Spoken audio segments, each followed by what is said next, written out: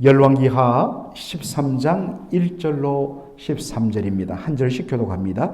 유다의 왕 아하시아의 아들 요아스의 제23년에 예후의 아들 여호아스가 사마리아에서 이스라엘 왕이 되어 17년간 다스리며 여호와 보시기에 악을 행하여 이스라엘에게 범죄하게 한 느밧의 아들 여로보암의 죄를 따라가고 거기서 떠나지 아니하였으므로 여호와께서 이스라엘에게 노하사 늘 아람 왕 하사엘의 손과 그의 아들 벤 하닷의 손에 넘기셨더니 아람 왕이 이스라엘을 학대함으로 여호아스가 여호와께 간구하며 여호와께서 들으셨으니 이런 그들이 학대받음을 보셨습니다.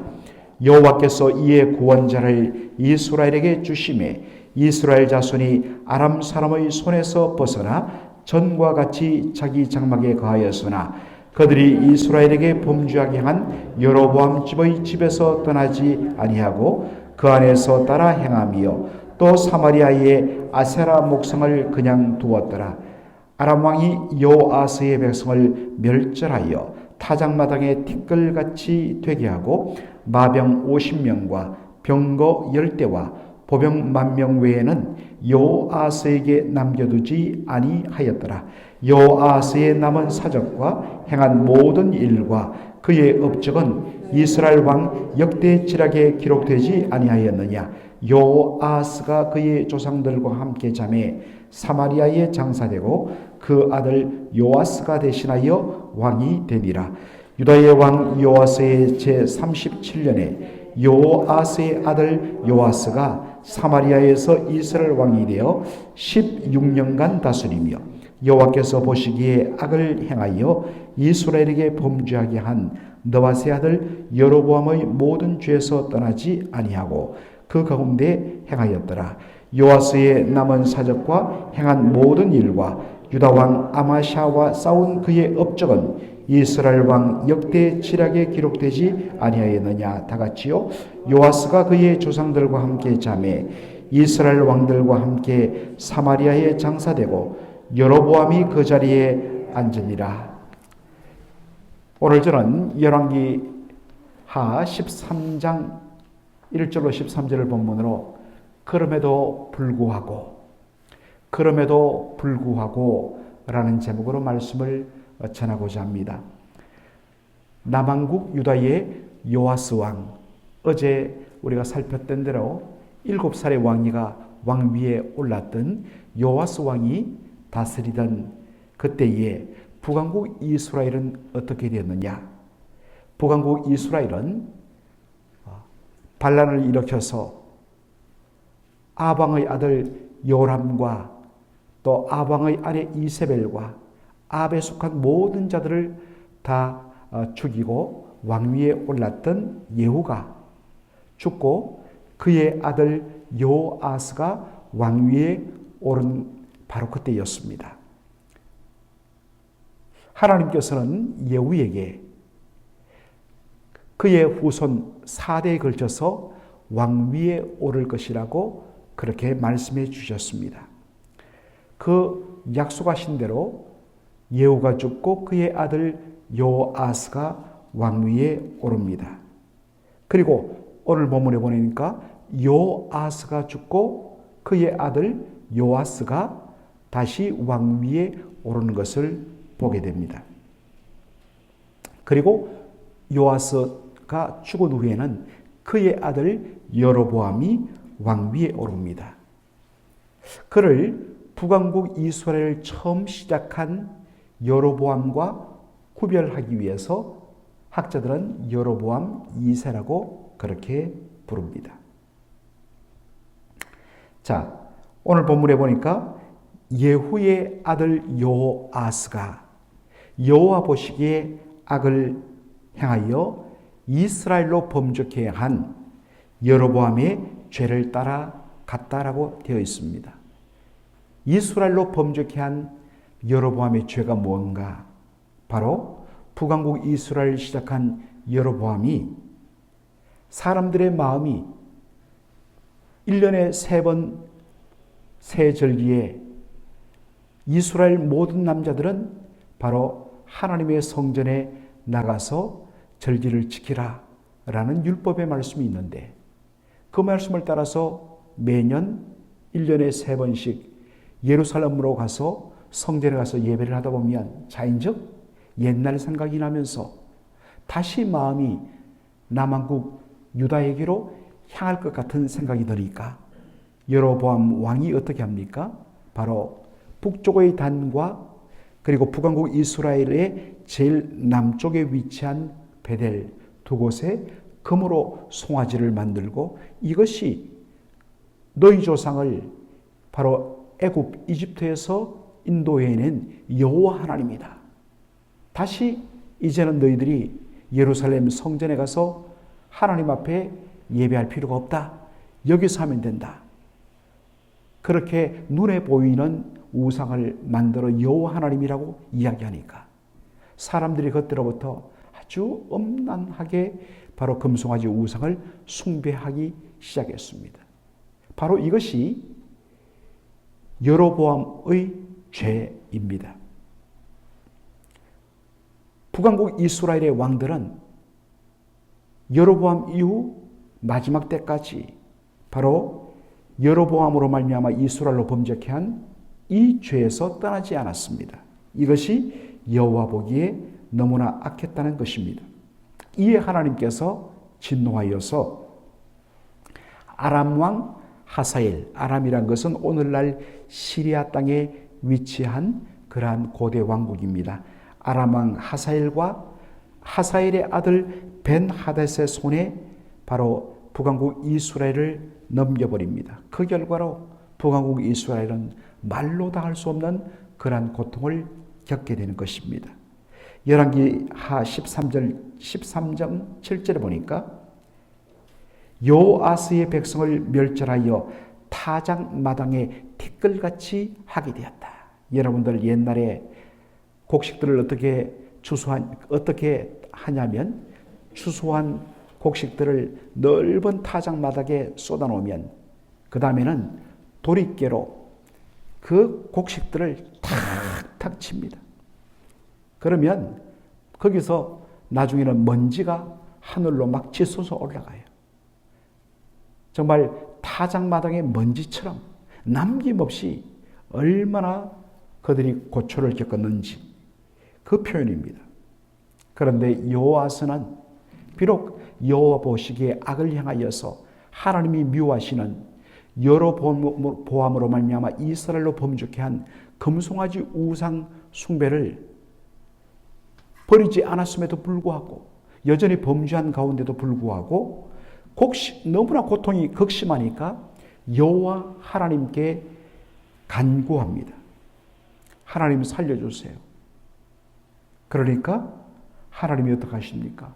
놀랍게도 그 우상 숭배하고 여전히 그 죄를 떠나지 아니한 여호아스임에도 불구하고 하나님 그의 간구를 들어주십니다. 그리고 그에게 구원자를 보내어서 바로 아람 왕 하사엘의 손에서 그와 그의 나라를 구해 주십니다. 그런데 더 놀라운 것은 그 정도 했으면 이제 여호와 하나님께 온전히 나가며 다른 신은 헛된 것은 섬기지 않겠습니다 라고 하는 것이 마땅한데 어떻습니까? 그럼에도 불구하고 여전히 이스라엘로 범죄케 한 여로보암의 죄에서 떠나지 아니한 채 살아갔다라고 오늘 성경은 말합니다. 여러분 이것이 어디서 많이 본 내용이 아닌가요? 그렇습니다. 바로 사사기란 성경에 나오는 내용과 일치합니다. 이스라엘 백성들이 바로 하나님께서 가나안 땅을 정복하게 하신 후에 그 땅에 살면서 먹고 살만하니까 그때로부터 여호와 하나님을 잊어버리고 그 주변에 있는 헛된 우상 숭배에 빠져들기 시작했습니다. 하나님께서 진노하사 그들 주변에 있는 나라들을 사용하여 이스라엘을 넘겨주셨습니다.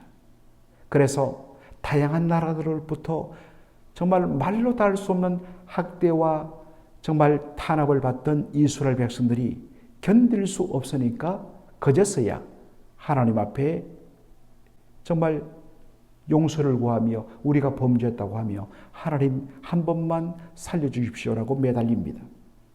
그러면 하나님 그때마다 누구를 보내십니까? 바로 구원자인 사사는 이 저지, 재판관을 말해요. 바로 사사를 보내셔서 그들을 통하여 이스라엘 백성들을 구해냅니다. 그래서 온니엘, 여러분들 잘 아시는 또 이름들 있죠? 기도원, 또 입다, 다양한 사사들을 보내어서 구원해내십니다. 그러면 그 구원의 은혜를 받은 백성들은 그 사사가 살아 통치하는 동안은 하나님을 경배합니다. 그리고 그 땅에 다시 평화가 찾아옵니다. 그런데 그 재판관이 사사가 죽고 나서는 다시 여호와 하나님을 버리고 또다시 하나님 보시기에 악을 향하여 우상 숭배에 빠져들게 됩니다. 그러면 또 하나님께서 이방 나라를 통하여 고통을 주시고 그러면 또 천부여 어조서서 손들고 옵니다 하며 하나님 앞에 부르짖고 그러면 하나님이 그들을 불쌍히 여겨 또 사사를 보내고 그런데 이것이 반복됩니다. 이것을 바로 사사기 사이클이라고 그러죠. Judges 사이클이라고 합니다. 계속적으로 사이클 이것들이 돌아갑니다. 사랑하는 성도 여러분, 이것이 혹시 우리의 삶 속에도 계속 이 사사기 사이클이 반복되지는 않습니까? 하나님의 은혜로 용서받고 놀라운 은혜를 받았으면 다시는 그 옛날로 돌아가서는 안 됩니다. 단호하게 그 길로 끊어버리고 내 옛사람은 죽고 그리스도 예수와 함께 새 사람이 되었다는 그 결단이 요구되고 반드시 그렇게 가야 마땅한데도 용서를 맛보고도 그럼에도 불구하고 또다시 옛 삶으로 돌아가 거기에서 그렇게 뒹굴어 버리는 것은 아닌지, 사실 이것이 우리의 신앙생활에 얼마나 비일비재한지 모릅니다. 만일에 하나님께서 다 법에 근거하여서 법의 잣대를 가지고 우리를 그렇게 하나님 대하셨다면 오늘 저희들은 이미 존재할 수가 없는 것입니다.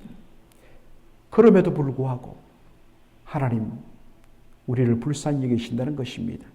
그래서 오늘 이 본문에는 그럼에도 불구하고라는 단어가 나오지 않지만 제가 설교 제목을 그럼에도 불구하고로 정한 것입니다. 여호아스는 여호와 보시기에 악을 행했습니다. 이스라엘로 범죄케 한 여로보암의 죄에서 떠난 적이 없습니다. 그 결과 하나님의 심판을 받아서 아람 나라로부터 엄청난 학대를 당했습니다. 그런데 여호아스가 하나님 앞에 부르짖자 하나님께서는 구원자를 보내어 주셨습니다. 엄격한 율법의 잣대로 보면 그가 당한 바로 학대는, 고통은 그가 범한 죄의 대가입니다. 그러므로 그가 바로 아람 나라에 의해서 고통을 당할 때에 하나님은 그가 부르짖는 소리를 바로 귀를 막으시고 듣지 않으시면서 그건 네가 맞아도 싸라고 외면하는 것이 마땅합니다. 그런데 하나님은 어떻게 하십니까? 그럼에도 불구하고 하나님은 그의 간구를 외면하지 않습니다. 이유는 하나님께서 근본적으로 이스라엘의 아버지가 되시고 아무리 못나고 아무리 범죄하고 아무리 정말 엉터리 같은 삶을 살았지만 근본적으로 그들은 하나님의 자녀가 되기 때문입니다. 자녀가 잘못했을 때 부모는 정말로 내 자식 아닌 것처럼 혹독하게 야단칠 때는 혹독하게 야단칩니다. 그런데 그 자녀가 용서를 구하고 울부짖을 때에 어떻습니까? 너 잘못했으니까 넌 내 자식 아니야. 이미 호적에서 너를 파버렸으니까 너는 내 자식 아니하고 문을 걸어 잠그십니까? 그런 부모 없습니다. 외면치 않고 품어줍니다. 이유는 다른 것 없어요. 아무리 잘못했더라도 그는 내 자식이고 나는 그의 부모이기 때문입니다. 하나님께 잘못했을 때 종종 이런 분 계세요. 야, 내가 그래도 양심이 있지. 이렇게 내가 잘못하고서도 어떻게 뻔뻔하게 하나님 앞에 용서해달라고 하느냐. 이걸 굉장히 믿음 좋은 것으로, 겸손한 것으로 착각하는 분들이 계세요. 그게 교만이에요. 그럼에도 불구하고 하나님 앞에 매달려야 하는 것입니다. 왜냐? 우리 하나님은 공의로우실 뿐만 아니라 긍휼이 무한하신 아버지가 되기 때문인 것입니다. 그러기에 자신의 잘못에도 불구하고 하나님 앞에 나가서 부르짖어야 하는 것입니다.